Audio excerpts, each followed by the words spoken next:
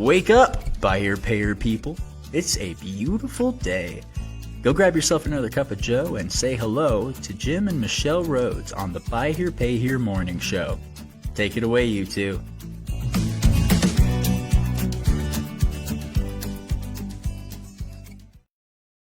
Gracious. Hey, good morning, everyone. Happy Wednesday. Welcome to the studio in North Ogden, Utah. Yes, it's a beautiful day. So windy last night. I was like, I had to go out and check my trees when I woke up this morning thinking, oh, but everything is still, we didn't hear anything crashing. But they're your trees? I hugged them. Do you talk to them? So, we need to figure that out. Well, you know, they love me. Yeah, okay. Because I like get up. Okay. Yeah, I get up in them and clear out all the dead stuff. That's true. You do have a kind of a unique sort of thing going on. I do. Yeah. Yeah. All good.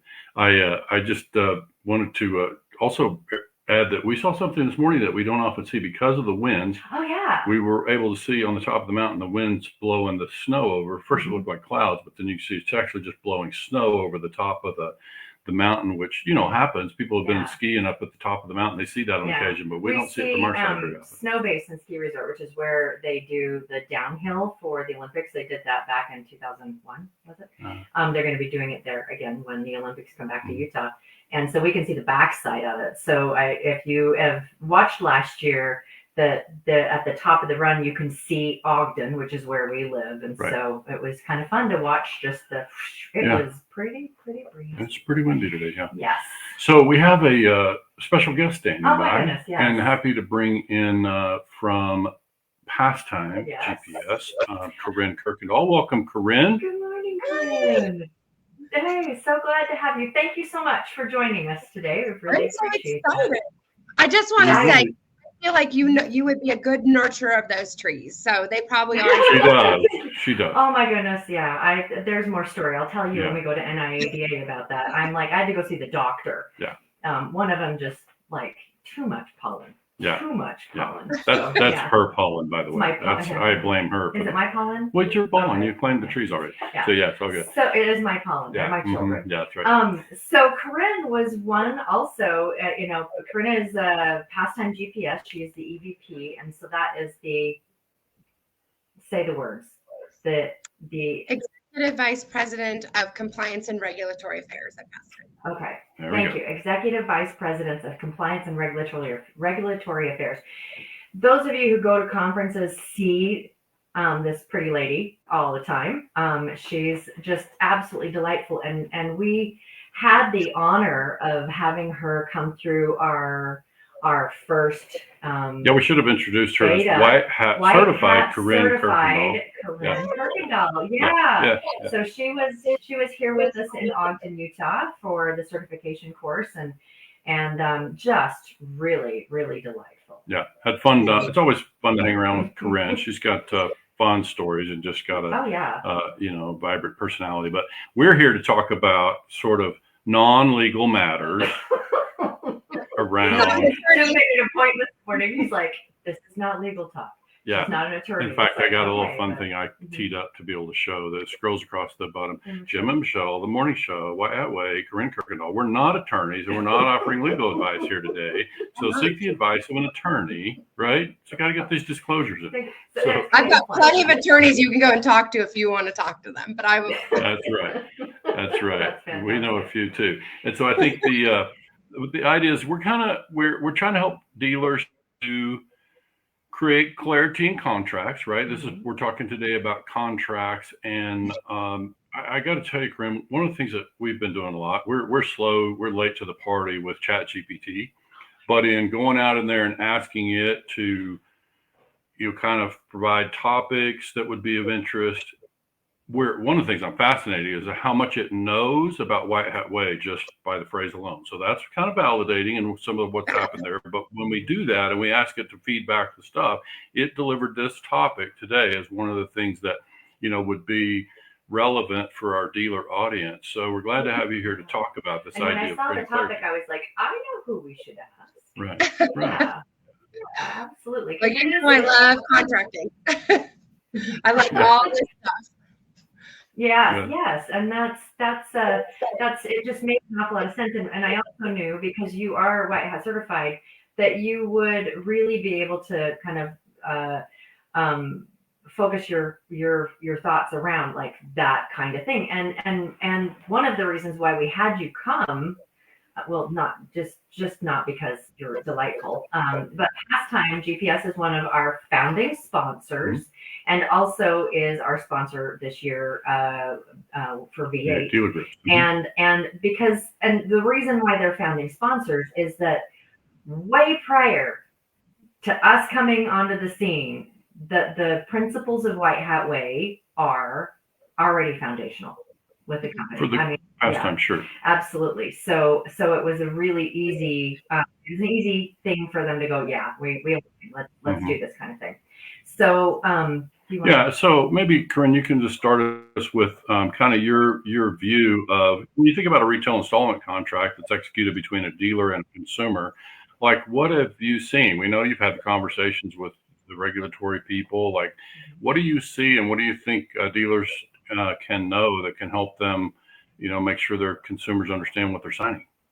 So, and we talked about this a little beforehand, and that I think this is the most important part, is that we write a contract, or we create a contract that consumers sign. So it's direct to consumers from the dealer in connection with that retail installment contract. And so it's about making it readable for them. It's about making it with language that they understand. But on the other side of it, I also understand it has to be written that has all the legal language in it, and that you want to make sure that the contract holds, because it is a contract and it is a legal.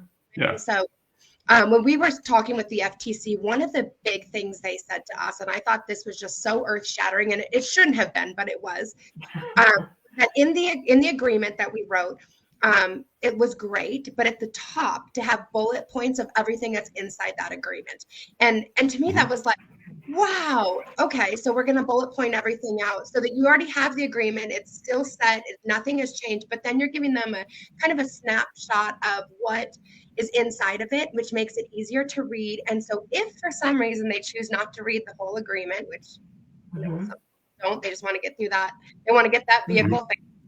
That they're at least reading those bullet points, and so it's a good snapshot of what they're going to get, and they know what they're signing. So, and that to me is kind of that simplified, easy language, and that came straight from the FTC. And I was like, that's a really good kind of tip to the industry of like, hey, at least do this to help them, So. Yeah. And you see when, I've sat and I've been through closing on a car. I've been through closing on a house. They're both very thick, the paperwork. There's just an awful lot to go through, more so with a house. But, and most people don't take the time to read it. And so, when you're sitting there with a representative of the company, that they're just like, blah, blah, blah, and this, and they're just giving the highlights. Those bullets are frequently what they're saying verbally. But it does help an awful lot for them to be able to read those bullets as well, because and this is something that we've discussed so many times, that in the course of you've gone through this whole process, you're excited about the thing. How much of us listen to all of the things? Well, as a former dealer myself, and having sat with plenty of customers, and I don't remember customers reading the thing, and that doesn't make sense that they would sit and read every line of the contract. But we always try to afford them the opportunity. By all means, take your time and read all that, but we'll need your signature on that last page. And but they're not going to read the thing in its entirety. So that doesn't mean that we, as a dealer, wouldn't want the customer to be apprised of everything. We don't want to surprise them with enforcement of a contract, right? So that's where we want them to understand the thing. So I think this opportunity that we have here is to create language that the customer can understand, and the dealer can deliver consistently, right? This is the part that, for me, when we add language or we add something, some verbal explanation, then, we want to be careful about that, but certainly we want to be consistent in whatever we do, make sure every customer hears the same thing. So thoughts on that part, Corinne? Yeah, so I would also say there's so many tools now, I think, to show outside of just the actual contract language. You can show videos, you can, you can show the audio, then you can run a screen. Like there's just so many other things you can do that I think help that consumer break up that signing process. And I think that's important also because sometimes they're just sitting there signing and signing and signing, and then they skip the really important parts. The other thing I was thinking through is some of the language that might be difficult to understand. So if you're saying, well, annual percentage rate APR, a consumer might not know what annual percentage rate APR is, but if you say your interest rate you will pay, that's a more usable term that people use all the time. And so that kind of breaks it down for that consumer differently. It means the same thing, but it just changes it a little bit so that they understand you're not using, because sometimes you get stuck on that acronym and you miss everything else that comes after it, right? Like, oh, I got to go look up that acronym. I don't know what that was. And you miss everything else they said. And you might totally understand the second part, but you get stuck on that first part. So sometimes changing that language of things like you're used to saying because you're in the industry and breaking it down for that consumer to make it simpler. Good. Well, it's funny. It's like they don't understand the acronyms. We've helped put a few, bunch of dealers into business. And when you start training them, you start using acronyms that everybody knows, and they're like dead. What's that? And so, APR and those kind of things are things that you hear them go on a Ford commercial or, whatever.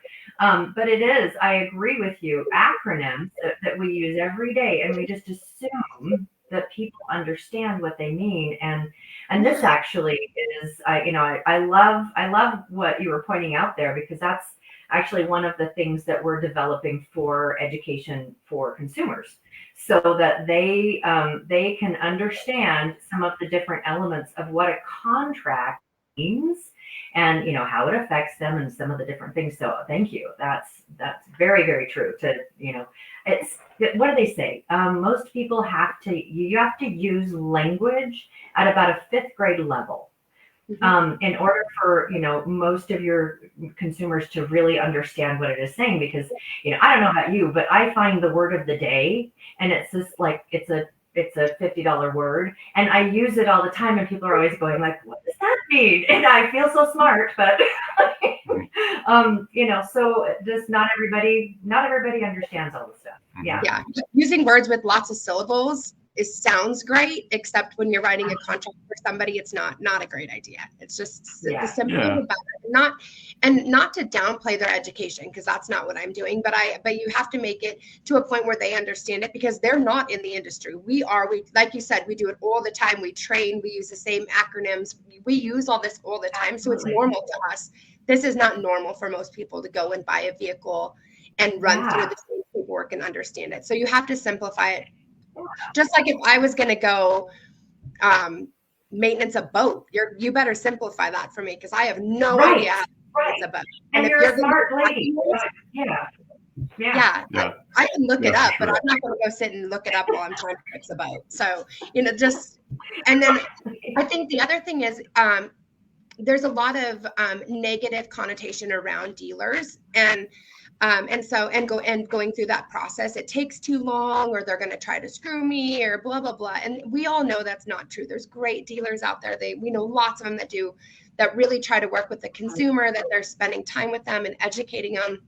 And so being as clear and transparent as you can. And sometimes that's just spending a little extra time with them to help them understand what they're getting, why they're getting it, asking questions, just using straightforward language that everybody understands. And I think that really helps. And kind of the white hat way, just make sure you're showing your heart, like show that you care about what they're doing, understand them and why they're getting it, and what they're getting. And I always say, if you're going to use a device, make sure in there you can use the starter interrupt. Make sure you're very clear about override codes. And I know that some people don't want to because they'll abuse them, whatever. But the reality is those override codes are really important for them. If they're in an emergency or they're in something they need to get their groceries from the grocery store and they can use that override code, they need to understand how to use it. So you have to be clear and transparent about what they're getting. And not only makes that relationship between them and the dealer better and stronger, and it makes them want to send more people to you. It it just builds a better relationship in general. So yeah.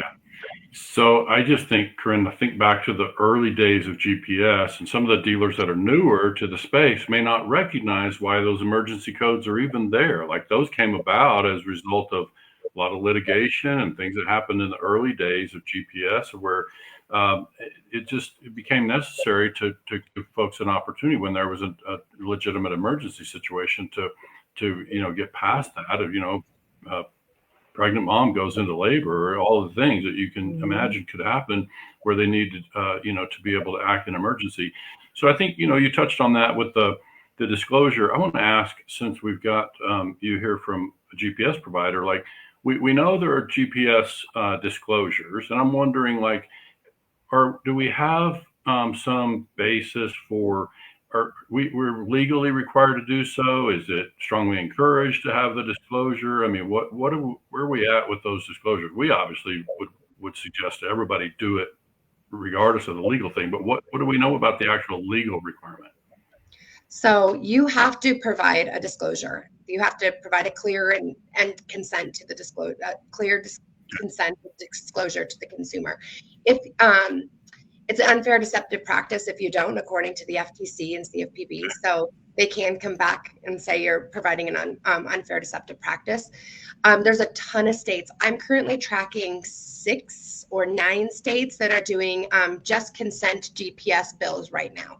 And it's standard bills that say, okay, if you have a GPS unit, you need to have the consent of the owner to do it. There, even if you're doing it as a legitimate business practice, that still needs consent of the owner. So it's standard, and those are bills we support. I wholeheartedly support. You need to provide consent to the consumer. They need to understand what is in their vehicle, why it's in there, what the features are, how it functions.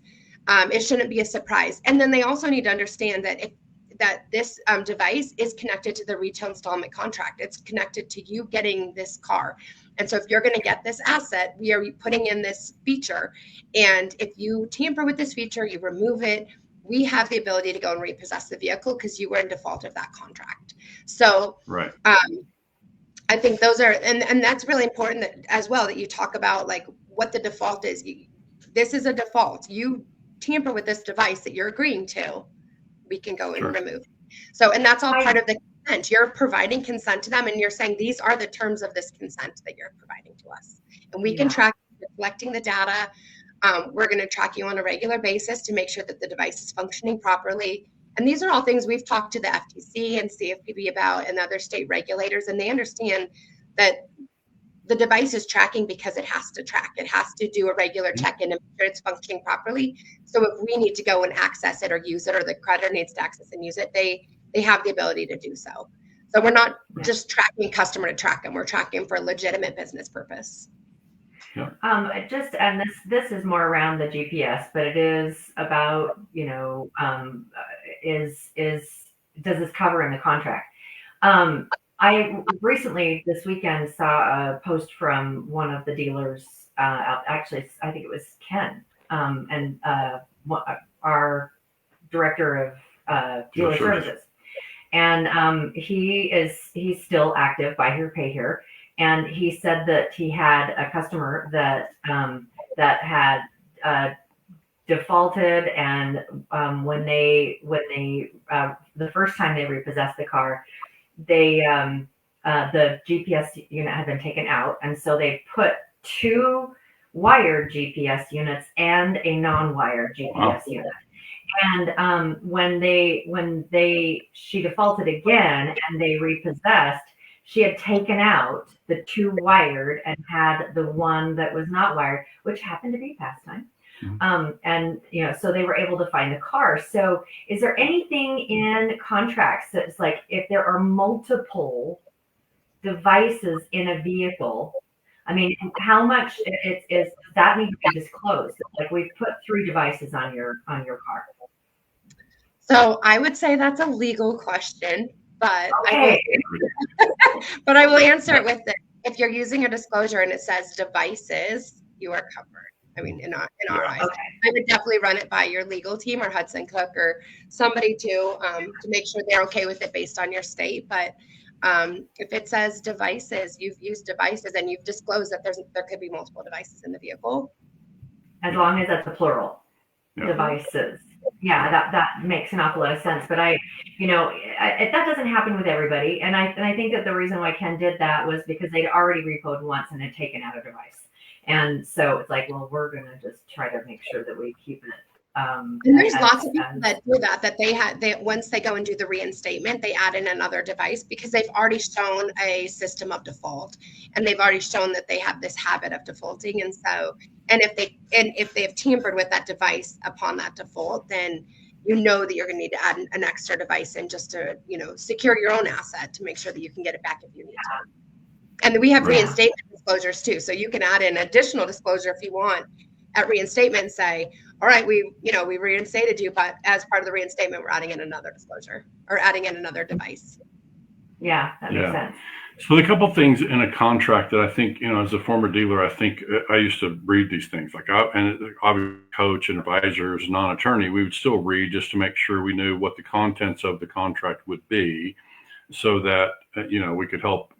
Sometimes it's to help in choosing a contract because dealer may have a library and their software of different providers, with the contract. So there are a couple of things that come to mind for me, like, if I'm a consumer and I read a little clause or paragraph in the contract that says there are remedies, I'm thinking, well, does that mean this comes with cough medicine or what's that about? Like, they're not familiar with the word remedies, right, in terms of an enforcement thing. So it's like, I think we want to simplify language, and to your point, we need to do that without diluting the legal language. It has to remain. But I think what I shared was one thing I ran across in my own research is that there's something called that dealers are reportedly using something called "why it matters" language, which sort of takes the legal paragraph and drops a little addendum either right behind it or in some sort of an addendum that says why this part matters.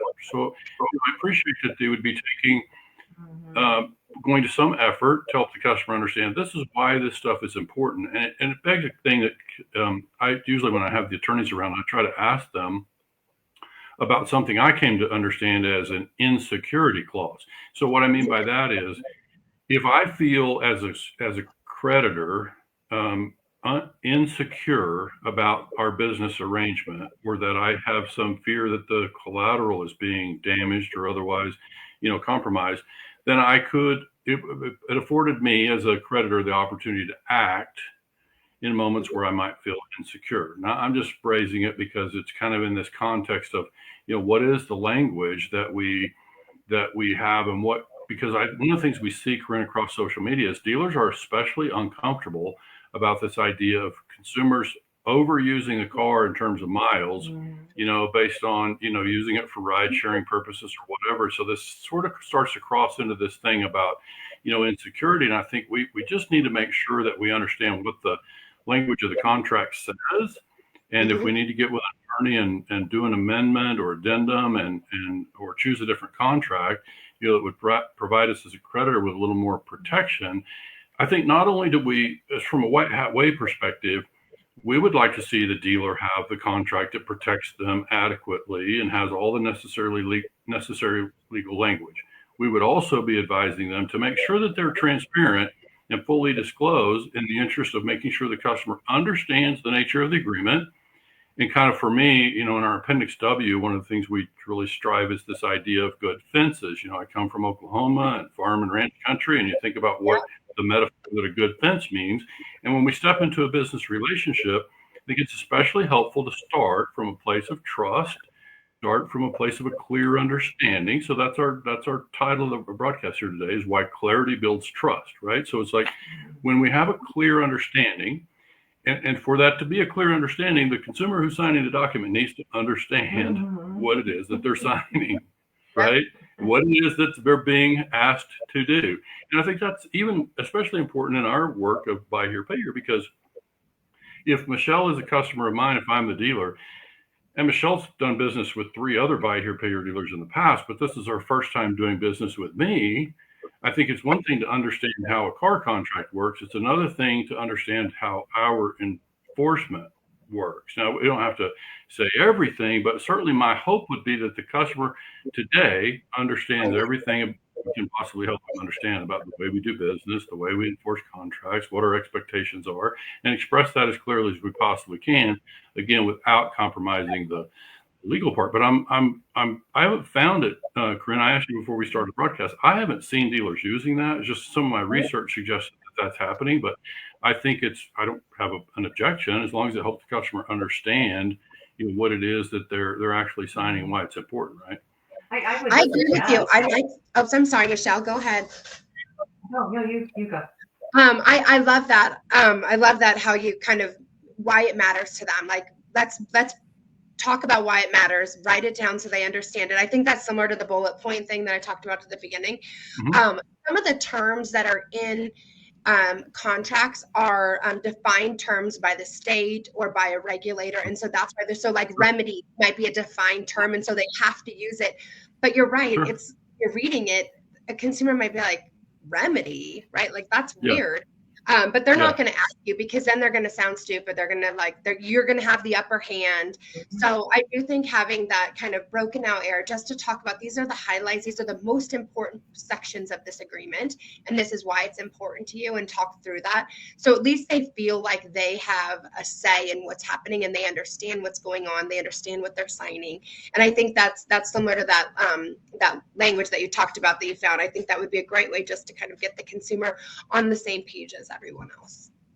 Absolutely. Yeah. One of the things that we really encourage, and we've mentioned this many times before on the podcast, is, when you're going through this process, there's a lot of words, big words that are thrown at you, and there's a lot of excitement, and there's a lot of, getting a new car and all of that. And so even if you go through and you explain everything, there's a high probability that a lot of it will be dumped out of the brain because that's just human. That's what happens. Drinking out of a fire hose. It's drinking out of a fire hose. And so, we really encourage dealers to take the opportunity to educate post-sale.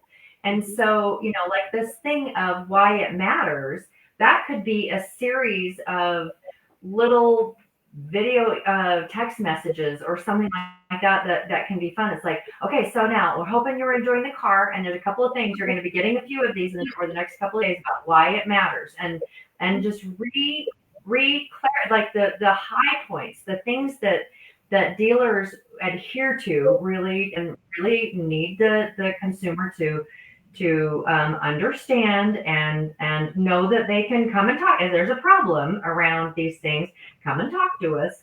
But using that, and this is like post-contract, but it still is, it's not a legal document to send them a video. But I believe the CFPB would go, oh, that's awesome.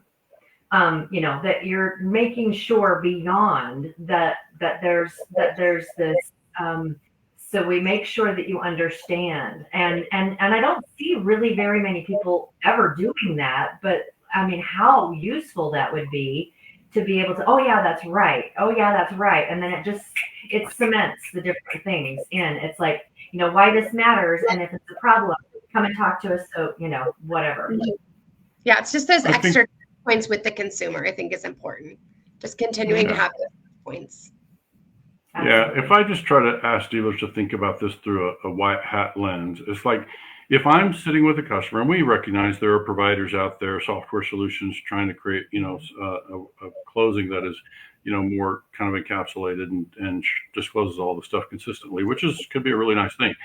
I think disclosing fully, doesn't necessarily mean the customer understands every part of it. So I think the part that I'm trying to drive home, if I'm a white hat dealer closing a loan with a customer today, I'm going to bring everything to my approach that says, I want the customer to understand I'm making this pledge to you today that says it's important to us that you have every opportunity to be successful in this agreement, which means if there's some parts of this you don't understand, we want you to speak to us, and let's gain some clarity around that. Let's make sure you understand, because I think the difference is the tone that I bring at closing is such that your success is important to me, Mr. or Mrs. Customer, or whatever. It's like your success is important to us. And so we want to drive home that piece of it. It's not that we're going to yank some trap door in the contract because our attorney said we could.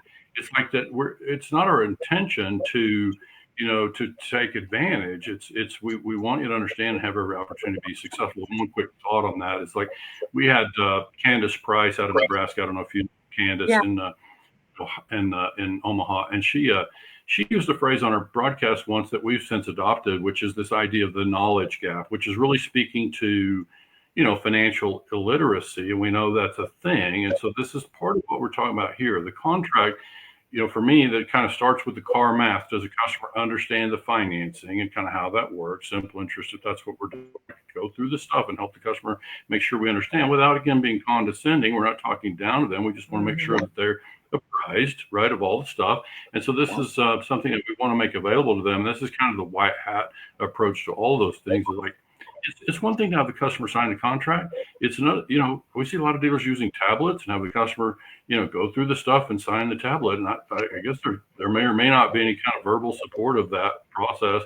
They get the signatures. Is it legal? Yeah, but does the customer really understand what they're signing? I think that's the part that I would have a hard time being sure. And if I'm the one who's responsible for enforcing that contract, and I always say to our dealers, Corinne, I say, if it's a new dealer getting into the space, I say, you want to be able to sleep well at night. And one of the ways you can sleep well at night is feel sure that you did your part. You helped the customer. You gave the customer every opportunity to be successful. And if they fail on their side, then they fail and you may have to take action. But you just always want to know that you didn't contribute to any kind of failure on their part. And I think what we're talking about here today goes a long way in that regard. Your thoughts? Absolutely. I like the tablet. I think it's great, and it feels like a new age. Kids are getting cards, and we're going to sign on a tablet instead of a whole bunch of paper. So I feel like that does kind of bring in that kind of technology piece, so they feel like you're up to speed on and understand them. So I feel like there's a piece to that. But you're right. There's an element of personality too, and making sure that you're connecting with that customer. And a lot of that happens before they even get to the tablet. So a lot of that is just understanding them, what they need, what their needs are, why they're getting a vehicle, what their APR is looking for, what are their price range they're looking for. So it's getting to that point. So when they get to the tablet, they can run through it, and then you can kind of talk them through each piece as they're signing it. So I think that you can bring in the technology, but you've got to have that person to person as well. Otherwise, you're never going to keep that customer. They're going to know they come in and can sign a tablet, but you need to be able to connect with them so they want to come back and they want to send their cousin back and their brother and their mom. You want them all to come back and use you and know that they had a good experience. So there has to be some type of connection as well. Absolutely. And, to me, there's two pieces of this that with the connection. One is slow down. And I know everyone's in a hurry to get through, but when you're blah, blah, blah, blah, blah, blah, blah, and having someone because sometimes the salesperson's the one that's collecting, sometimes it's the underwriter that's collecting, sometimes it's the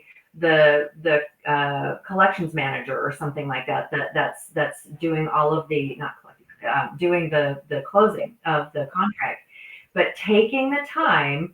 And there is slowing down, but there's also I know it's not easy if you're a really, really busy dealership, but it becomes repetitive. It becomes like a robot. And yes, we want to make sure we get through every little point. There are some softwares and things like that can help you with that.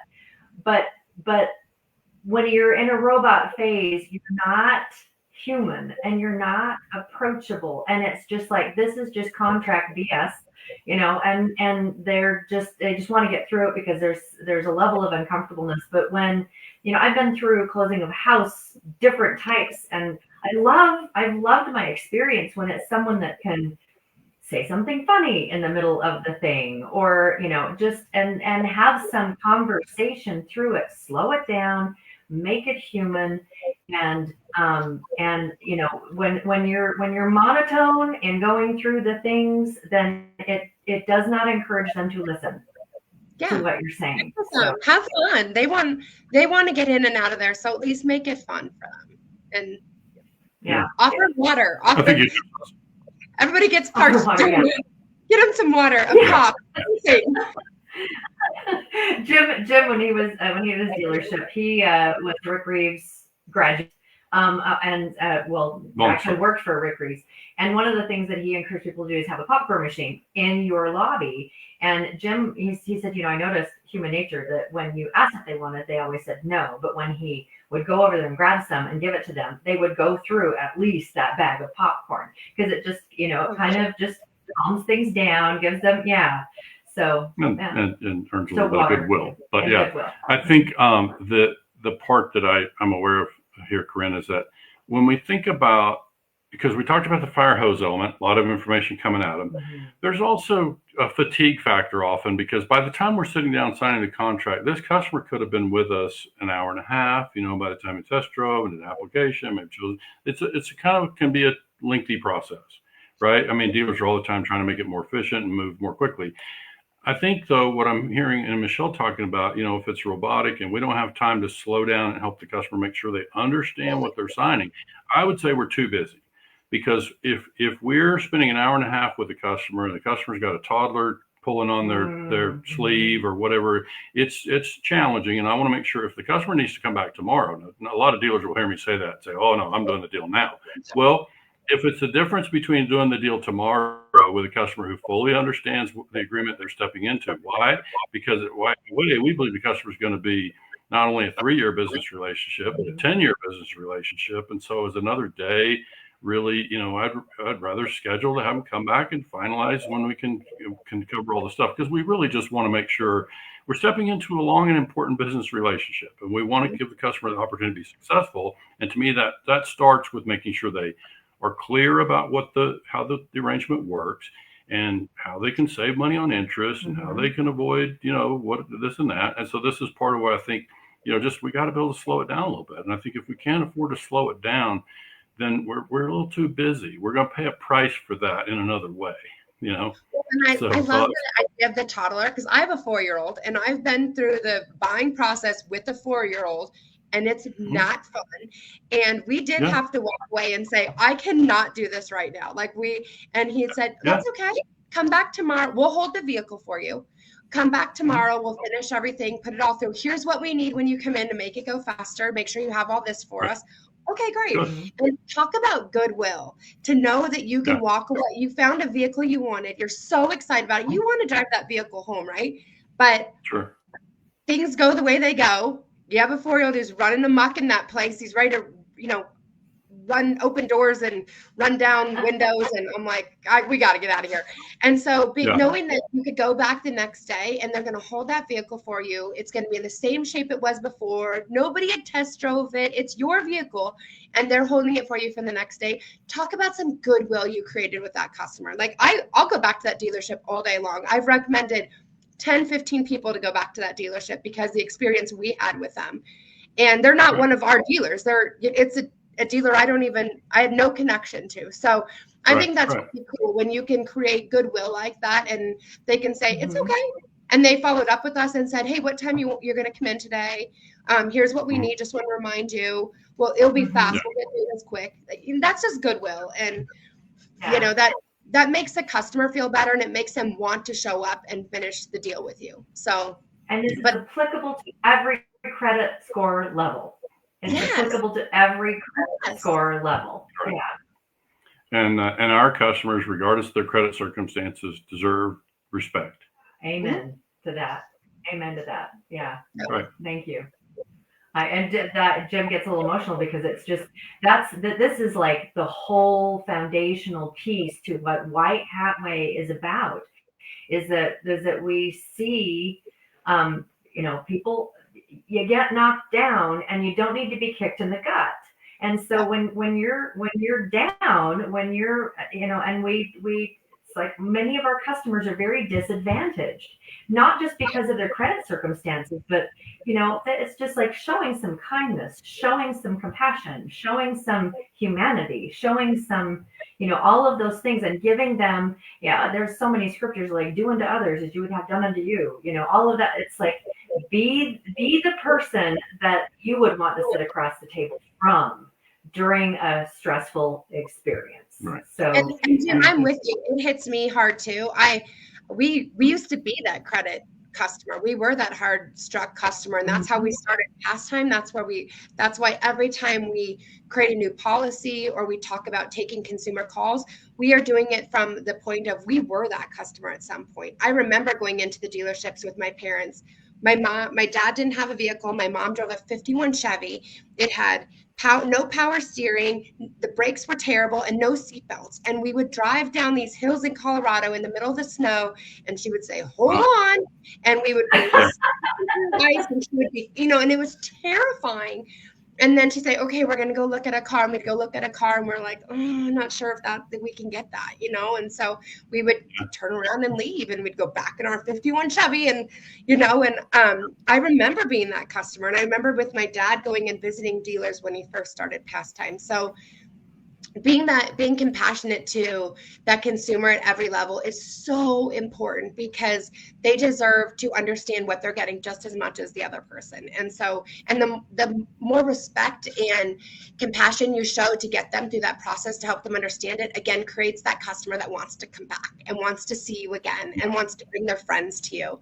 And that's so, and that's why I think I'm so grateful to be a part of White Hat Way, because it completely depicts everything that we were as when I was little growing up and we were creating PassTime. That's what we did, is we were trying to just get through the process, and people were compassionate to us, and we were able to start PassTime to now kind of give back to that same thing. And White Hat Way capsulizes everything that we went through. So I'm glad that we can now hopefully show other dealers that the right way to do it and make sure that you're treating each customer with the same respect they deserve. Yeah, good. Exactly. Some watching will recognize, but Corinne referred to her late father, who was one of the co-founders of PassTime, and so I met Stan, and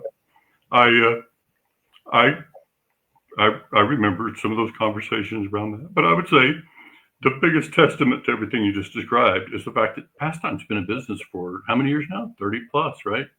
So 1992. Yeah, we've been around a long time. I've been with the company for years. It's this is earliest days. So I always try to make sure people understand. And of course, today's an opportunity for them to get to know you. And we always talk about it's important, we think, for folks to get to know the people behind the product. And I think the story behind the company helps, right?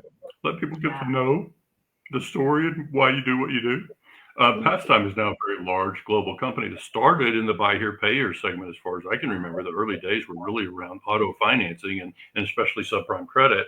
And so this is a company who has been built on that, and they certainly have a wide footprint now. Fleet and all sorts of even equipment right now. Heavy equipment, medical. Yeah, we do lots of stuff now. Yeah, it's incredible the growth.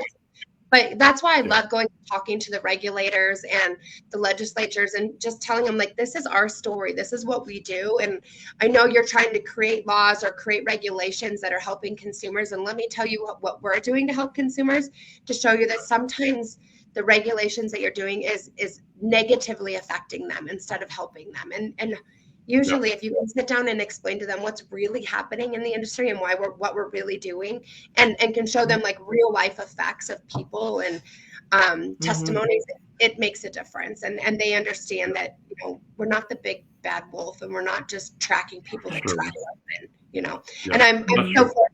Jake stands behind us, and Jake, our own owner, and he says, like, go get them, go talk to them, tell them what we're doing. I wholeheartedly support you. This is what we're built on. So I'm so fortunate. That's awesome. Nice. That's really fantastic. Yeah, I think we've covered it. I think that what White Hat Way is striving to do is infuse trust between buyers and sellers, and so that can start right here at the point of a brand new business relationship. We're signing a contract. It will slow down and create some clarity and transparency. Make sure the customer understands the arrangement that they're entering into, because, Corinne, we always say, Michelle and I can't make customers or make dealers care.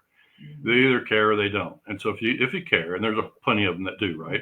If you really care, here's an opportunity to create through transparency, build trust with that customer. And now it's much easier to maintain that trust once you've established it. But I think establishing it from the point of closing is what I would recommend. And then, the PassTime GPS device, of course, it's there for enforcement, and we all hope it never has to be used for that purpose, right?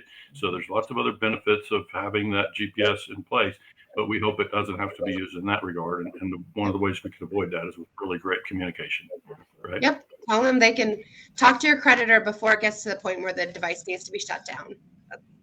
Yeah, You're sure. they communicate back with you. So good. Corinne, thank you. Yeah, thanks. It's just again pleasure.